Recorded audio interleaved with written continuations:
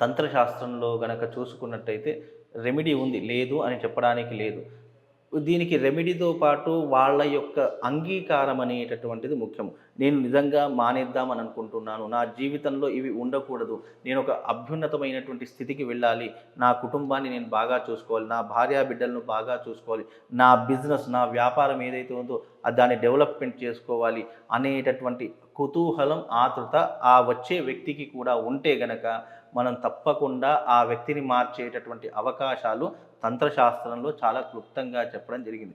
చాలామంది ఏం చేస్తారంటే ఈ మద్యము, యూజం, పరస్త్రీ వ్యామోహం ఇవన్నీ మానేసుకోవడానికి ఈ మూలికలు గానీ, అదే రకంగా ఈ చూర్ణ ప్రయోగాలు గానీ, లేదంటే మందులు, మాకులు ఇగ చెట్ల మందులని జెప్పేసేసి ఇలా ఎన్నో రకాలుగా తాగించడం జరుగుతూ ఉంటుంది.